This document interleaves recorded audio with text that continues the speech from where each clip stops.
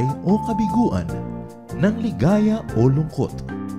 Kaya marapat lamang na tanggapin si Jesus bilang tagapagligtas at Panginoon. At matapos yun ay panariwain ang katapatan at paglapit sa Kanya bawat araw o day by day. Ang day by day ay naglalayong umalalay sa pang-araw-araw na pamumuhay. Narito po si Kuya Ed Lapis sa mensaheng pinamagatang How to be Rich and Famous with God.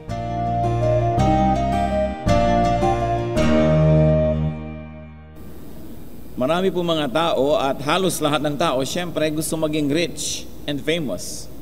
But most people like to be rich and famous in the world, with the world, and for the world. Kung minsan ay gusto mong kilala ka ng mundo, mayaman ka sa mga bagay na para dito sa daigdig na ito, how about being rich and famous with God? Meron ba tayong ganong ambisyon at ganong ibig na mangyari sa ating buhay? Sa biglang tingin po, parang ang Biblia, parang ang Panginoong Jesus, para ang mga katuruan ng New Testament very especially, ay parang kontra mayaman. The rich do not seem to be famous and popular with God, and Jesus seems to be anti-rich. Pagka bigla natin lang tiningnan yung pang-ibabaw na pagbabasa ng Biblia. Yan kaya ay totoo. At kung totoo yan, how can we be rich and popular and famous with God and not with the world? How come there are very harsh words against the rich, especially from the mouth of the Lord? Ang ating mong pag-aaral, pinamagatan natin, how to be rich and famous with God. Aming Diyos, nagpapasalamat po kami sa pribilehiyo na kami pinahaba mo pa ang buhay, dinadagdagan mo pa kami ng isang araw ng buhay. Salamat sa lakas na aming tinatamasa. At ngayon, Panginoon, nais po naming lumago sa pagkakilala sa inyo. Patawarin niyo po kami sa aming mga kasalanan. Linisin niyo po kami. Hugasan niyo po kami, Panginoon, at nang sa ganon, kami maging karapat-dapat lumapit sa inyo, tumanggap na inyong pagtuturo at pagpapala, at kami naman ay makapagbigay kaluguran at puri sa inyo. Payapain niyo po ang puso ng bala na, at nawa kung may sagabal para kami, Panginoon, ay tunay na makinig sa inyo, magkaroon ng kapayapaan sa pagbubulay-bulay ng iyong mga karunungan. Kayo, Panginoon, ang siyang mag-alis ng mga balakid na ito. Nais namin kayong marinig. Enable us, Father, to approach your throne of grace, that we may hear your voice, learn from you, and be blessed by you. We reject, rebuke, drive away, and frustrate any presence of evil one in our midst. In the name of Jesus our Lord. At nawa, Panginoon, kayo po ang maghari sa aming puso at lahat ng mga aming maririnig ay sa inyo lang po magmula. May you purify this message. May you be the only source of the message you will hear. Use your servant only as your instrument, but be the speaker. Walk in our midst. Glorify yourself. Give us enlightenment. In the name of Jesus, our teacher, we pray. How to be rich and famous with God. Kasi may mga ambisyon na to be rich and famous. Pero kung minsan naiiwan yung Diyos at gusto lang natin makilala ng mundo at maging mayaman sa mga bagay na may kinalaman sa mundong ito. Luke 6:24-26. But woe to you who are rich, for you have already received your comfort. Woe to you who are well fed now, for you will go hungry. Woe to you who laugh now, for you will mourn and weep. Woe to you when all men speak well of you, for that is how their fathers treated the false prophets.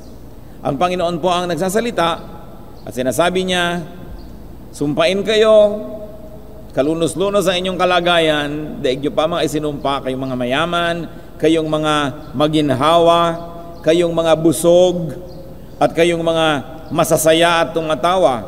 Darating ang panahon na kayo magluluksa at tatangis. At lahat ng pumupuri sa inyo isumpain din, sapagkat ang mga ninuno nyo rin ay pumuri sa mga huwad na mga propeta. Galit ba ang Panginoon sa mayaman? Galit ba ang Panginoong Jesus sa kayamanan? Why the seeming repulsion for the rich? for the comfortable, for the happy, for the celebrity, and the celebrated. Ang ganito pong attitude ay dapat nating unawain mula sa konteksto, mula sa katotohanan sa buhay sa Israel nung panahon na ang Panginoong Hesus ay nagtuturo. Ano ang kalagayan sa Israel noon? Katulad ng kalagayan sa napakaraming bahagi ng mundo. There was massive oppression. In the case of Israel, there was this very powerful Roman imperial government ruling over their land. Alam niyo po, nakikita natin ang mga magagandang guho at mga bakas ng sibilisasyon ng Roma at ng imperyo ng Roma, pero ang lahat ng iyon ay nabuo sa hirap, sa pighati, sa dugo, sa luha ng higit na nakakaraming tao na mga inalipin, kinawawa ng ganitong sistema.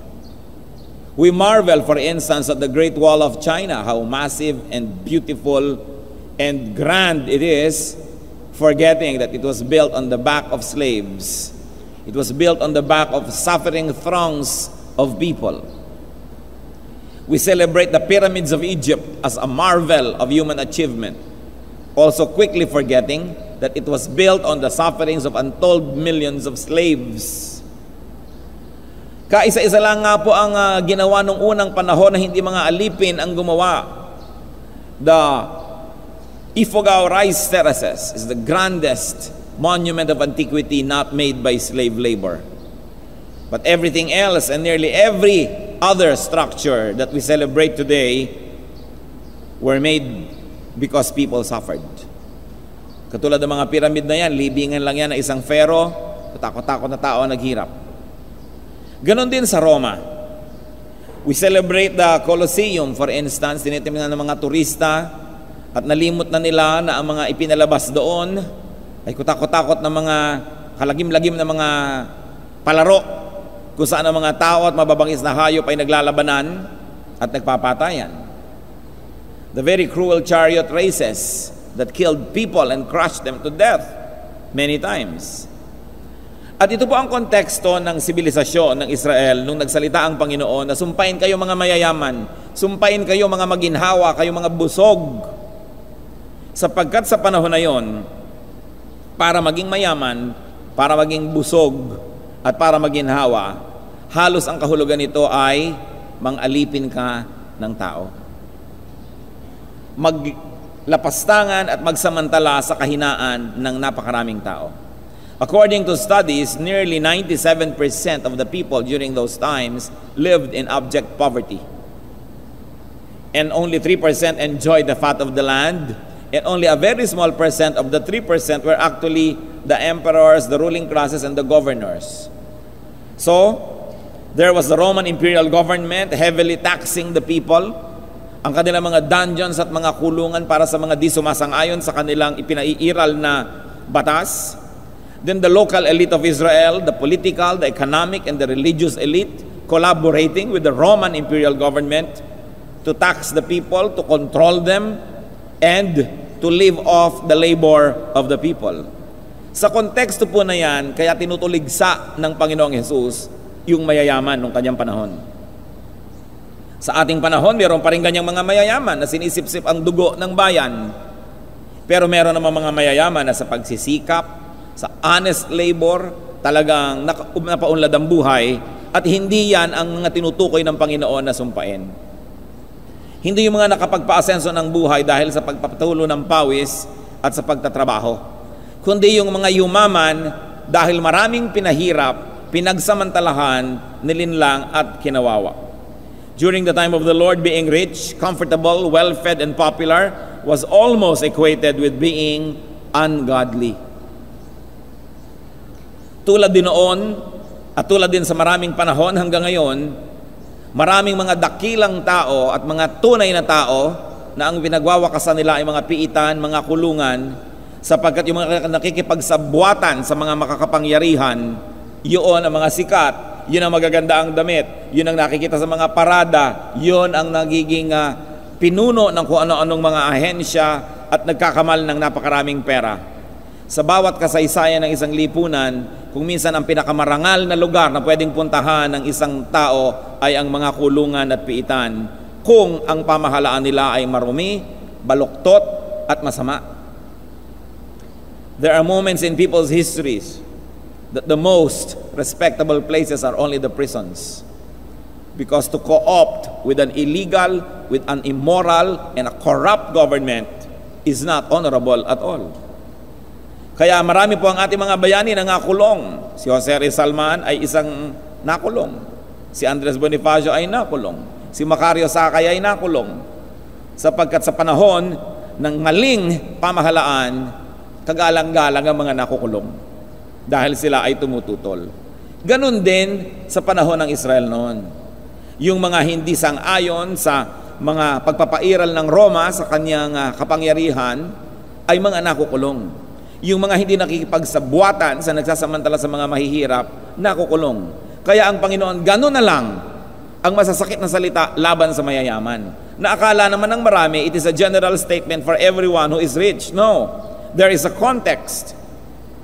The Lord was not against being rich and comfortable and well-fed and popular per se, but against the ungodliness and insensitivity that could accompany the enterprise of producing wealth in such a difficult time. Especially amassing, hoarding, and controlling wealth when 90% of the people are hungry. When people insensitively parade their avaricious taste, their excessiveness in the face of horrible poverty among the people. Yan po ang tuniligsa ng Panginoon. Hindi kontra ang Biblia o ang Diyos sa kayamanan, lalo't ito ay kayamanan na naging bunga ng pagsisikap. Sabi nga ng Proverbs 15 verse 6, the house of the righteous contains great treasure. Nakita niyo po ang sabi sa Biblia? Ang bahay ng mga matuwid ay maraming kayamanan sa loob. So hindi sinasabi na masama na magkaroon ng kayamanan o mga magagandang bagay. Sa katunayan, kitang-kita natin sa Proverbs 15:6 na ina-equate dito na kung matuwid ka, aasenso ka, dapat yumaman ka. Kasi pagpapalain ka ng Diyos. So hindi lahat ng yumayaman ay pinagpapala, pero kung pinagpapala ka, dapat magkaroon ka ng mga ganitong bagay. Itinuturo ng Biblia ang pagtatrabaho, ang pagsisikap, ang kabutihang asal, at lalong-lalo sa Malakay 3. Sinasabi na kung ikaw ay matapat sa pagbibigay ng iyong ikapu at ng iyong mga handog, itataboy ng Panginoon ang mga peste sa iyong mga lupain. Itataboy niya ang sumisira sa iyong hanap buhay at ikay paasensuhin niya. At ikay pupurihin ang lahat at sasabihin, tama, may Diyos siya at ang Diyos niya ay marunong magpala. So hindi galit ang Diyos sa kayamanan. Huwag lang sa kayamanan sinipsip mula sa dugo ng mahihirap. At huwag lang sa kayamanan na nagkakait. God encourages and rewards fruitful enterprise. So, in the face of this very harsh criticism from Jesus about wealth and being wealthy, what can the rich do? At kung hindi pa tayo mayaman, makapayaman pa lang, umalay nyo, yayaman pala kayo, kailangan tandaan natin ito. What the rich can do, number one, if you are already rich, or you are getting there, or almost there, examine the source of your wealth. Suriin kung saan ang galing ang ating kayamanan, ang ating ginhawa, ang ating magagandang tinatamasa. At hindi lang mayaman ang pinag-uusapan dito, sino man na may hanap buhay, making money, making a living, making something from the earth, should examine what is the source of the things I enjoy. If the source was or is ungodly, there is only one thing to do, repent. Pagsisihan kung yumaman dahil sa paggawa ng masama. Yumaman ka dahil drug pusher ka, ang daming napahamak, naging drug addict. Yumaman ka dahil nagsasamantala ka, tuwing may bagyo, nagtataas ka ng presyo ng mga bilihin. Yumaman ka dahil sobra ka magpatubo sa mga pinapautang mo ng mga mahihirap. Yan ang pagsisihan. Acts 3:19, repent then and turn to God so that your sins may be wiped out, the times of refreshing may come from the Lord. So ito ibabala sa mga yumaman na sa masamang paraan at babala sa nagbabalak pang yumaman kahit sa masamang paraan. Mabuti nang hindi na pagsisihan dahil wala namang ginawang mali. Kaya ang mga paalalang ito hindi lang para sa mga mayaman na o baka sa mga yayaman pa lang. Revelations 3:17-19, you say, I am rich, I have acquired wealth and do not need a thing. But you do not realize that you are wretched, pitiful, poor, blind, and naked. I counsel you to buy from me gold refined with fire, so you can become rich, and white clothes to wear, so you can cover your shameful nakedness, and salve to put on your eyes, so you can see. Those whom I love I rebuke and discipline, so be earnest and repent. Haba ang kausap dito ng Panginoong Diyos ay isang church o isang uri ng church na akala nila ay okay na sila, tama na sila, katanggap-tanggap na sila. Sabi ng Panginoon, hindi, akala nyo lang, kulang kayo. Kaya kailangan kayo mag-aral, kailangan nyong sariwain at suriin ang inyong buhay at nang sa ganon malagay sa tama. If we have ill-gotten wealth, what can we do after repenting? And in the process of being repentant, unload. Magbawas-bawas. Restore and restitute. Kung meron tayong dinaya, ninakawan, isole. At magkaroon dapat tayo ng balance. Balansehin ang buhay. Bayaran ang mga hindi bayad. Ibalik ang mga kinuha na hindi dapat. Magbigay sa mga nangangailangan. Si Zacchaeus po, isang chief tax collector na obviously ay napakaraming nanakaw sa mga mamamayan. Noong ang Panginoong Jesus ay naging panauhin niya sa kanyang bahay at walang duda na nakakilala siya ng katotohanan at siya ay narating ng kaharian ng Diyos, ang sabi niya sa Panginoon, Luke 19:8, but Zacchaeus stood up and said to the Lord, Look, Lord, here and now I give half of my possessions to the poor. And if I have cheated anybody out of anything, I will pay back 4 times the amount. Sapagkat siya ay tax collector, natural, may tax books, may records, alam niya at kaya niyang balikan at kilala niya kung sino ang kanyang mga pinagdadaya. Sabi niya, lahat po ng dinaya ko, isosoli ko, ang aking kinuha sa kanila at gagawin ko pang 4 times. Bibigyan ko sila ng napakalaking interest dahil ang tagal ko na pakinabangan ng pera nila. At kalahati ng kayamanan ko po ibibigay ko sa mahihirap. So ito isang tao na alam nating nagkaroon ng ill-gotten wealth, pero hindi sapat yon upang siya ay mapahamak ng lubusan habang panahon. Sapagkat nagkaroon siya ng pagbabagong loob, kumilala siya sa Panginoon, at hindi lang siya nagsisi, gumawa siya ng mga praktikal na bagay para ituwid ang kanyang mga kalikuan. Hindi po ko mukha na born again ka na, tumanggap ka sa Panginoon, nakakilala ka, tapos na. Kailangan ang tunay na nakakakilala sa Panginoon, binabalikan yung mga kalikuan niya noong araw at itinutuwid isa-isa. Lahat ng pinagkasalaan ay hihinga ng tawad, at kung may pinagkautangan ay babayaran, at kung kailangang sobrang ibayad dahil yung cost of money at least, at yung danyos, yung mga perjuicios, kailangan na ang tao na napahirapan natin ay mabigyan naman natin ng ginhawa. Yan ang mga bunga ng tunay na pagkakilala sa Diyos. What else can we do? If we have wealth, whether ill-gotten or not, what pleases God, share with the needy.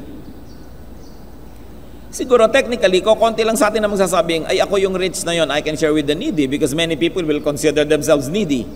But there's always somebody who is more needy. Kaya lagi nga na merong mas konti at merong mas marami ang mga tinatangkilik kaysa sa atin.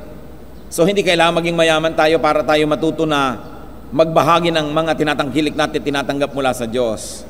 Because there's always the lesser person, there's always the one who needs more. Luke 18:22, when Jesus heard this, he said to him, you still lack one thing. Sell everything you have and give to the poor, and you will have treasure in heaven. Then come, follow me. Ito po isang mayamang lalaki na nagawa na niya yata ang lahat ng dapat gawin, maging ang mga mabubuting gawa. Subalit kulang at kulang pa, naghahanap siya nung tunay na karanasang makalangit. Hinahanap niya ang kaharian ng Diyos at natagpuan niya si Jesus. At sinabi niya sa Panginoon ay gusto niyang sumama Ano daw ang dapat niyang gawin upang magkaroon ng tinatawag na eternal life nung kingdom of God, na hindi lang ibig sabihin salvation from hell in the future, kundi yung pagharian ka ng Diyos sa buhay mo ngayon. Yun na lang ang kulang sa Kanya. Sabi ng Panginoon, well, alam mo naman lahat ng utos, sundin mo lahat ng utos ng Diyos. Sabi na, sunod ko na pong lahat. Mabuti, sabi ng Panginoon. Isa na lang ang kulang mo, ipamigay mo sa mga mahihirap ang iyong kayamanan. Hindi po siguro ito ang ipapayo ng Diyos sa lahat ng mayaman na gustong sumunod kay Jesus. But in this particular case, and this particular person probably needed that because that could become the hindrance for him to be spiritual. However, there are people who are well evolved, who are well adjusted, and they can handle both their spirituality and their being wealthy. Then in that case, Jesus would probably not have to ask them to do this. Hindi po ito general rule for everybody. This was very specific to that person. Kaya hindi ito kailangang ipayo sa lahat. Uy, mayaman ka, na born again ka na, ipamigay mo lahat ng mga kayamanan mo para katanggapin ng Diyos. Kasi parang may doktor nagreseta sa isang pasyente, nakita nyo yung reseta, gusto nyo i-reseta sa lahat ng tao. Kani-kanyang kaso ang tao, and in this particular person's case, yun ang kailangan niya para siya makalaya. At alam nyo po, kasi ang Panginoon, ang gusto rin niya doon sa fellowship, na kanyang pinangungunahan, ay magkaroon ng pagkakapantay-pantay. Paano nga naman kung merong sobrang yaman na nandun, magiging amo na naman siya sa loob ng church. Kaya ito ang magiging hadlang para tuloy-tuloy ang lumago ang kanyang espiritu. Kaya sabi ng Panginoon, ipamigay mo na lang mga kayamanan mo dahil yan ang pabigat at magiging hadlang para ka sumunod sa akin. At tama ang Panginoong Jesus. Kasi in love tong tao to sa kanyang kayamanan, hindi niya sinunod yung payo at siya'y malungkot na tumalikod at umalis. Tama. Yun ang Diyos niya, yung kayamanan niya. So paano siya maaaring sumunod sa kaharian ng Diyos? Ngayon, kung ikaw naman ay kilala mo ang tunay na Diyos, meron kang kayamanan, may tinatangkili ka, pero hindi yun ang dinodiyos mo, hindi naman marahil hihingin ng Diyos na ipamigay mo yun at alisin sa buhay mo. Kasi hindi naman talaga tunay na sagabal. Ngayon, huwag po nating bibigyan ng wrong reading itong Luke 18:22 kasi sabi ni Lord, give your wealth to the poor. Ito ay ang kausap yung mayaman, hindi yung mahirap. Kaya huwag mo sasabihin ng mga mahirap sa bawat mayaman, uy, rich, sabi ng Luke 18:22, ibigay sa amin ang iyong kayamanan. Ang kausap dito yung may kayamanan, hindi yung mga mahirap na naghahangad sa kayamanan ng iba. At huwag nyo itong gagamitin na pang blackmail sa mga meron. Kasi hindi ang mga kapwa natin mahirap ang kausap dito. Ang kausap yung mayaman. Exodus 20 verse 17 is what we should remember. You shall not covet your neighbor's house. You shall not covet your neighbor's wife, or his manservant or maidservant, his ox or donkey, or anything that belongs to your neighbor. So ang kinakausap ng Panginoon, oy mayaman, bigyan mo yung mahirap, pero hindi niya sinasabi sa mahirap, pumunta ka sa mayaman at humingi ka. Hindi ganon. What else can the powerful do, or those who have some power, take care of the weak? James 1:27, religion that God our Father accepts as pure and faultless is this: to look after orphans and widows in their distress. Mga kapatid, makinig kayo mabuti. Makinig kayo. Kahit ano ang level ng inyong kayamanan ngayon o level ng inyong kapangyarihan, laging may mas mahina sa inyo at may mas mahirap. Ito ang ipinapahanap sa atin ng Panginoong Diyos. Humanap kayo ng mas mahirap, mas nangangailangan, mas mahina, at lingapin sila. Sapagkat sabi sa James 1:27, ito ang pinakadalisay na relihiyon. Ito ang pinakamainam na uri ng pananampalataya at katanggap-tanggap talaga sa Diyos. Hindi kung ano-anong doktrina, hindi kung ano-anong pakikipagtalo at pakikipag-contest sa ibang mga religious group. Hindi. Religion that the Father accepts as pure and faultless is this: to look after the weak. At ang pag-ibig at pagkalinga sa mga kapuspalad ay nakapaghuhugas at nakapagtatakip ng napakarami nating mga pagkukulang. Because love covers a multitude of sins. Yan ang tunay na relihiyon. Maging mabuti sa kapwa. Walang debate tungkol dyan, and nobody can argue against this purity of religion. Huwag niyong iasa sa mga bilyonaryo at milyonaryo ang pagtulong. Kasi kahit tayo, konti lang ating tinatangkilik, laging may mas nangangailangan pa. Ang mahalaga pong ginagawa natin araw-araw, sino kaya ang pwede kong tulungan? Pag nagkakapera tayo, magtatabi tayo ng porsyento nitong sino kaya ang pagbibigyan ko nito ngayon? Sasabihin ng asawa mo, nangangailangan nga tayo, magbibigay ka pa, ano ka mayaman? Laging ganon. Akala natin, mayaman lang ng mayaman ang dapat magbigay.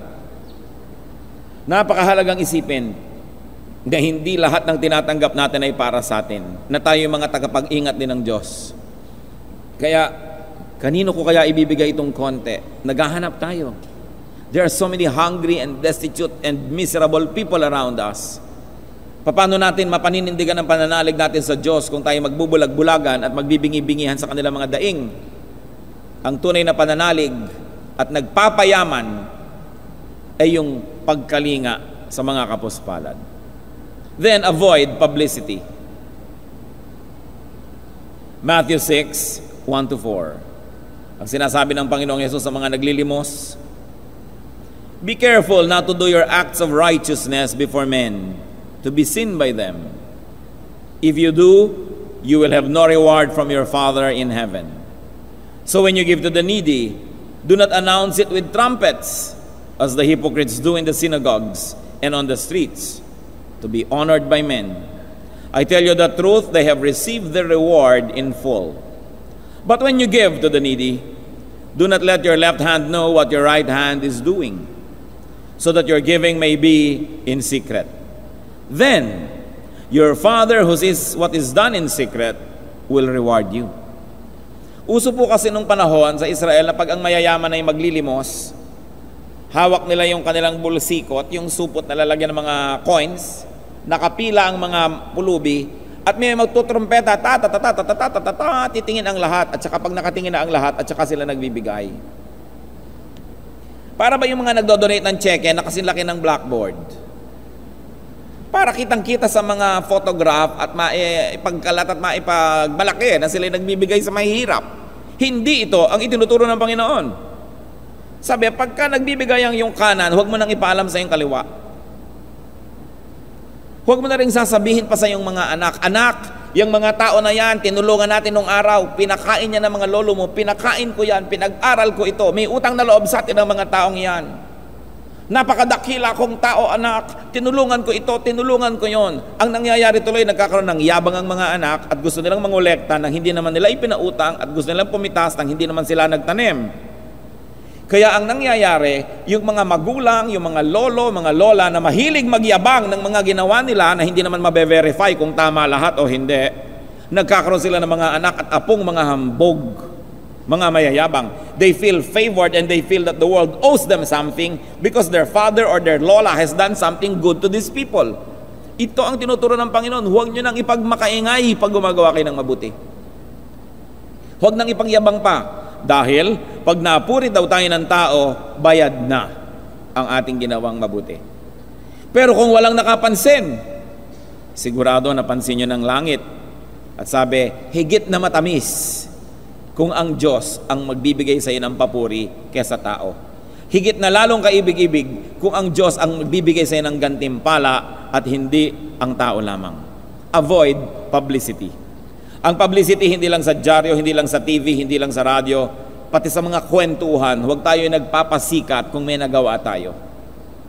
Dahil nagiging masama ang bunga, ang mga lolo't lola na ganito ang mga ugali, nagkakaroon ng ubod ng yayabang na mga apo. Hanggang sa pangatlo, pang-apat na henerasyon, lumilipat ang ganitong mga sumpa. So when you do good, be inconspicuous. Huwag nang magpapansin. Do this out of purity and godliness. And if you cannot be pure and godly, at least do it out of wisdom. Why?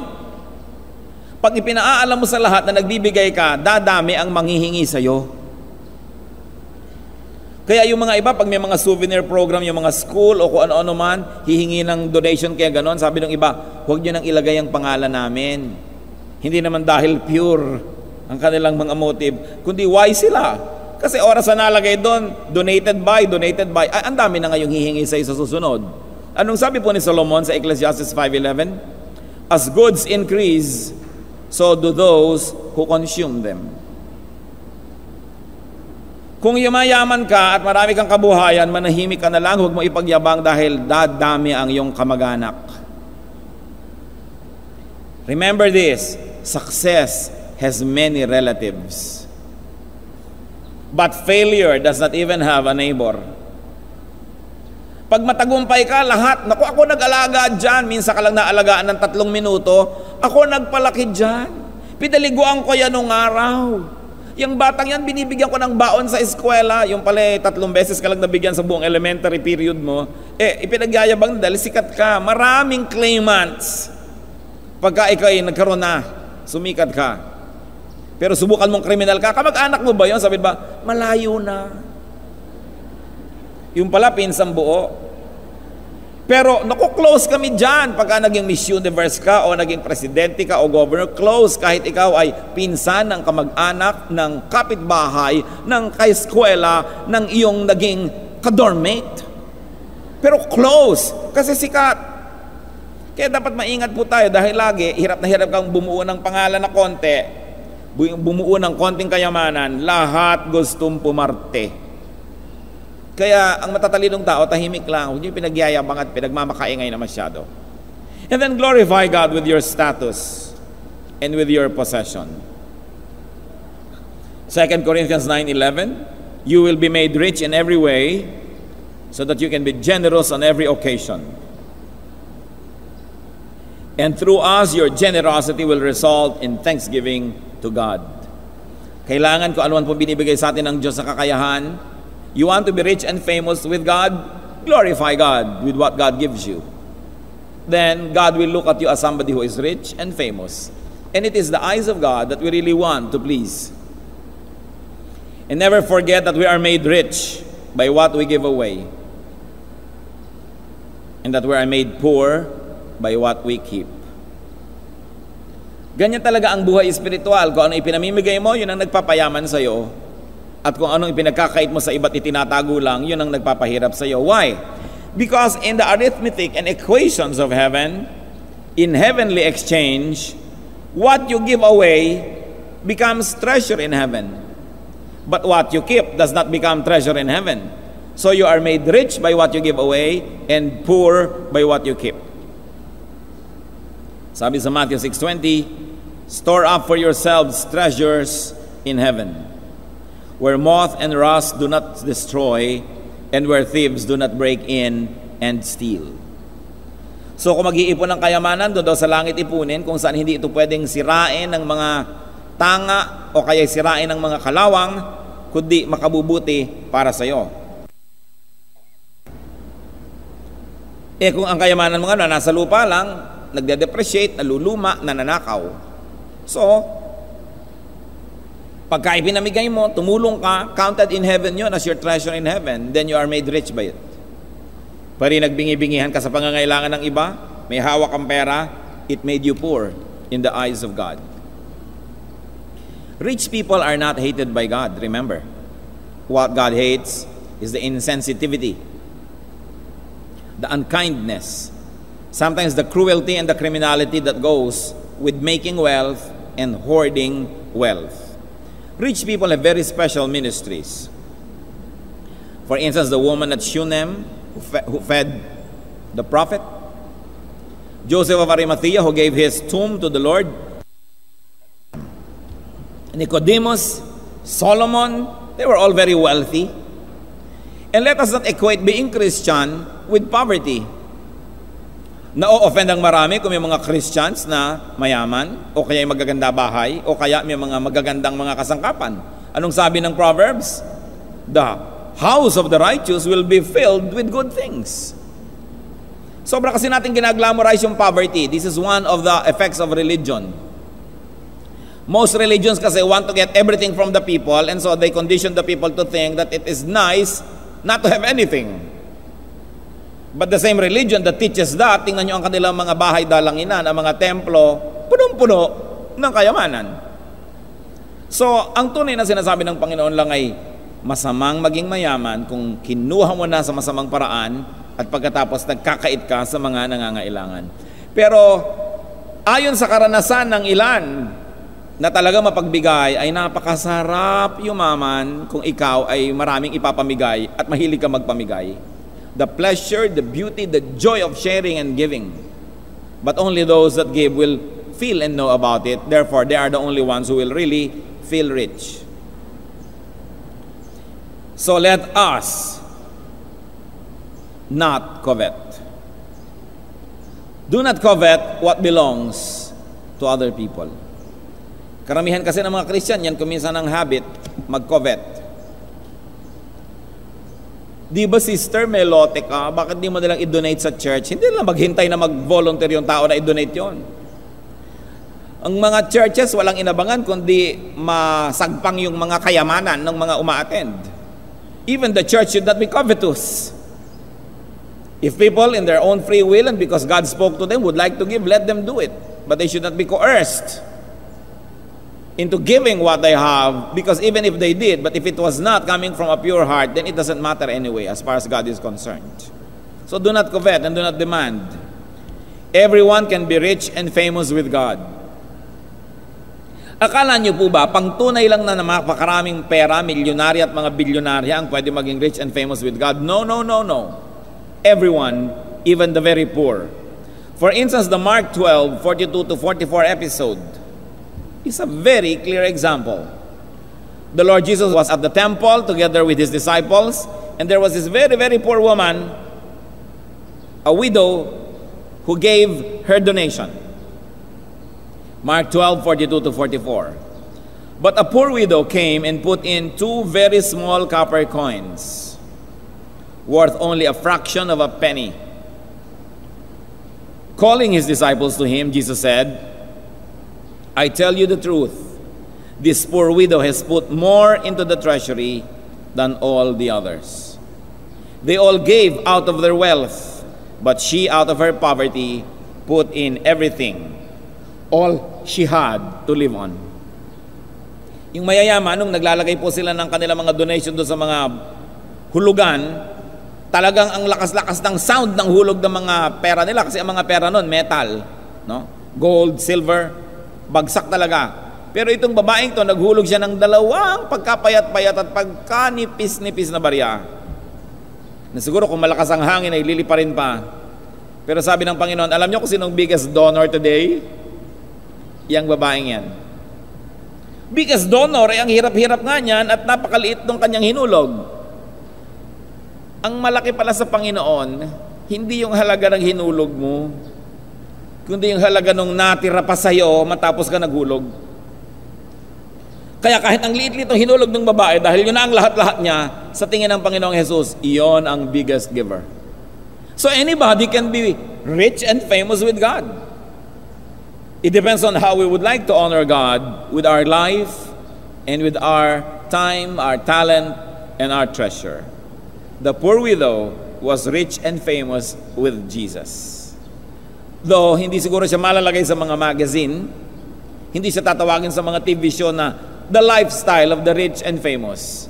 But as far as Jesus is concerned, siya po ang rich and famous. Kamusta ang kalagayan natin sa Panginoon sa ganitong mga bagay? Aming Diyos, salamat po sa mga kwentong ito, sa mga paalala, sa mga turo. Ngayon, nais po namin magkaroon ito ng personal at practical na application sa aming buhay. Turuan niyo po kami. Ano ang lesson para sa bawat isa sa amin? Kung kami may mga tinatangkilik, anong dapat namin gawin? Kung ano man ang kalagayan namin sa buhay, pwede pala kami maging rich and famous. What should we do? Teach us, O God, to put more value to what you think of us than what the world thinks of us. Ituro mo sa amin, Panginoon, how to be rich and famous with you. At ituro mo rin po sa amin, Panginoon, na huwag maging pabigat sa kapwa. Huwag laging maghangad sa hindi sa amin. At ituwid mo ang aming mga pananaw tungkol sa mga bagay na may kinalaman sa kayamanan at magagandang bagay, na ito pala'y nais mo naman para sa amin, kaya lang sa isang malinis na paraan at sa magandang pamumuhay. Mga kapatid, magbulay-bulay pa tayo sa ilang saglit ng katahimikan. Hingan natin ang Panginoon ng guidance as to very personal applications of these reminders today.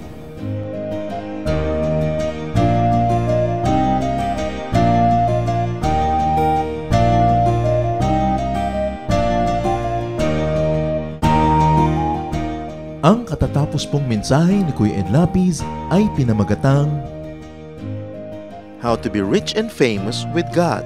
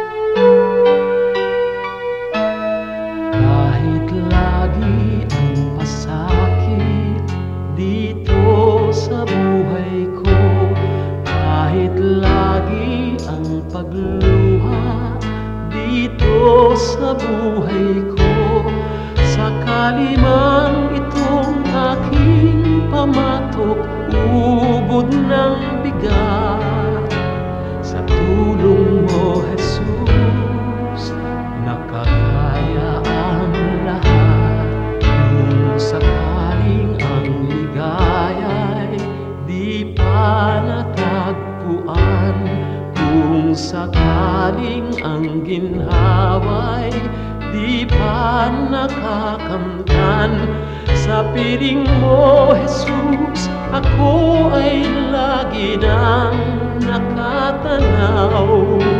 Sa langit mong laan, di na mamamanglaw. Pagtitiis, pagtitiis ang kailangan kong mabatid. Kaya't ikaw, Panginoon, ang aking tutularan. Pagtitiis, pagtitiis ang kailangan kong mabatid. Ang buhay ko ay lalago kung mayroong pagtitiis.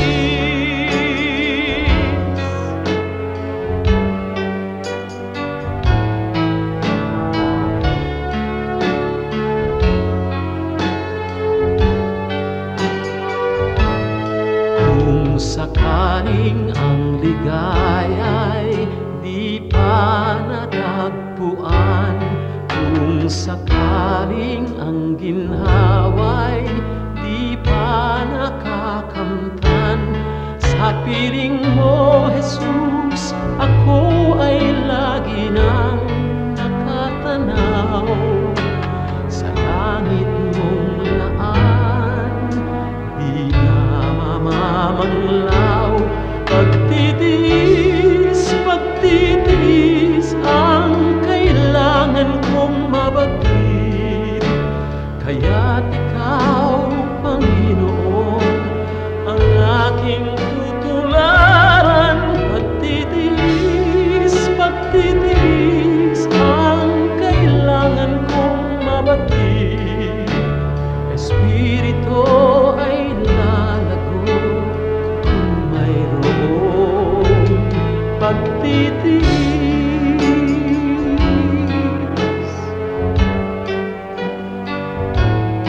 Pagtitiis.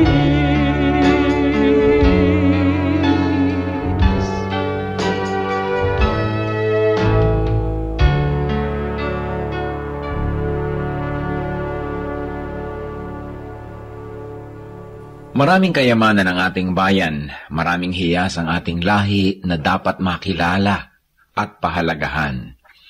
Kadalasan meron po tayong parang mababang pagtingin sa ating sarili, sa ating mga ninuno, sa ating mga katutubo, at ito marahil ay dahil lamang sa kulang tayo sa impormasyon o kaalaman, kulang tayo sa pagkilala, kaya hindi natin nakasanayan at kung minsan hindi tayo nagagandahan.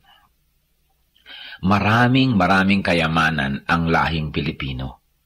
Dapat na makilala, dapat itanyag, at dapat lang na magamit sa pagsamba sa ating Panginoon tulad din ng lahat ng mga larangan ng mga artes ng ating bayan. Isa na dito, na kayamanan ng bayan ang ulalim. Ang ulalim ay isang epikong paawit ng mga kalingga. Anang kanodul lalame susun tatong si anang mga nakuha nakampot ko. Ang ulalim ay isang mahabang awit o epiko na nagsasalaysay ng mga pakikipagsapalaran ni Banna, ang bayani ng epiko, at ang kanyang panliligaw kay Laggunawa.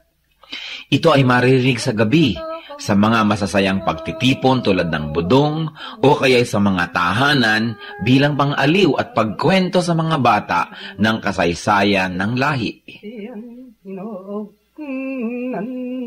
Isumin ginaka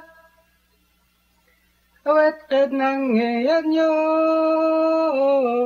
kanda. Ang ulalim ay binubuo ng mararaming kabanata na naglalahad ng katapangan, katalinuhan, kagitingan at kakisigan ng bayani. Ang ulalim ay tulad lamang ng maraming mga epiko ng Pilipinas. Ilan na dito ang Biyag ni Lamang, Darangin, Ambahan, at marami pang iba. Anang kanodit tong alipos, kulit tong nyat, pwedong isu. At ang ulalim ay inaawit. Ang awit ay isang paraan ng pagkanta. Kadalasan sinasabi natin, umawit ka, ibig sabihin kumanta. Ang awit ay isang uri ng pagkanta na parang pakwento na hinahagod ang mga tunog na parang pasyon. Ang pasyon ay isang awit. At ito isang napakatandang uri ng musika sa Pilipinas. Magpahanggang ngayon ang mga makabagong mga awit o musikerong Pilipino kapag sila lumilikha ng mga tunog, kahit hindi nila sinasadya, sila ay napapaawit, humahagod, at ang pag-uri ng pagkanta ay kumukulot-kulot ang mga letra na paraan ng pag-awit ng mga katutubong Pilipino.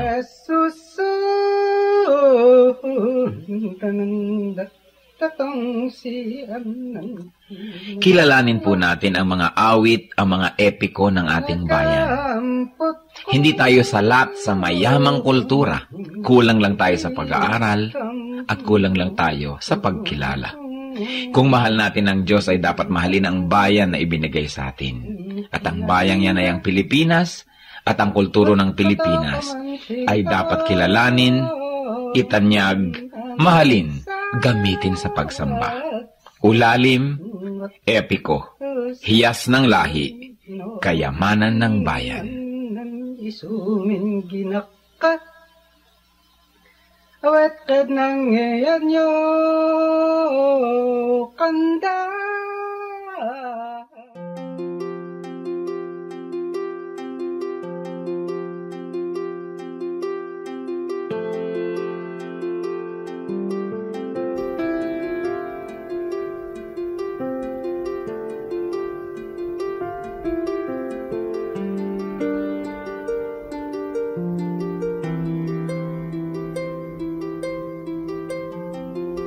Panginoon, ang sabi niyo sa akin, lumapit lang sa inyo. Ibig ko'y diringgin, pasanin ay aalisin.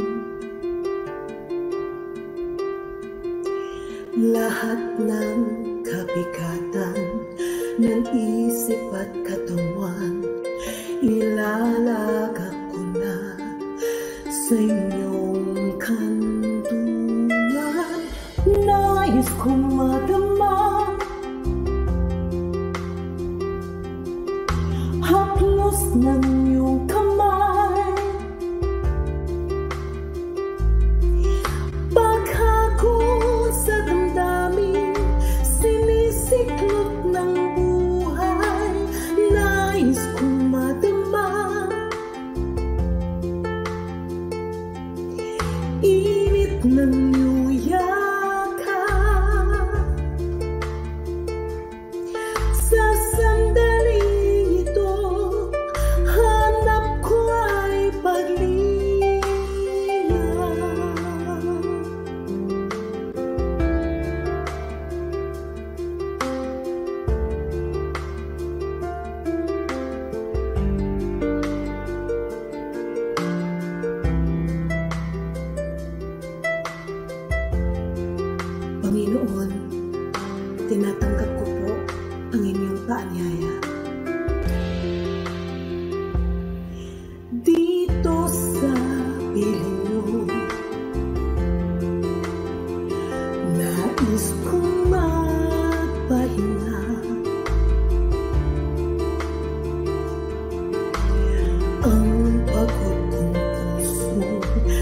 Paghahanap ng ligaya, lapatan ng lunas, bigyan ng pag-asa, nais kong madama.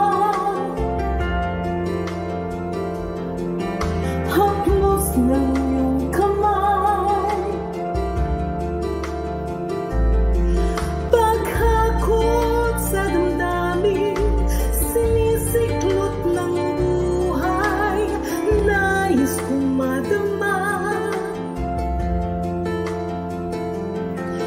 Init ng iyong yakap,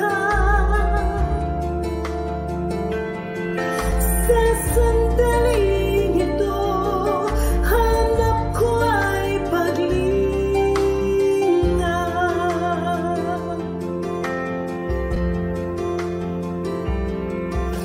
Narito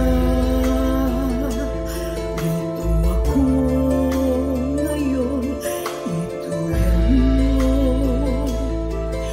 sa bisig ng iyong pagmamahal. Nais kong madama, haplos ng iyong kamay, paghakot sa damdamin, sinisiklot ng buhay,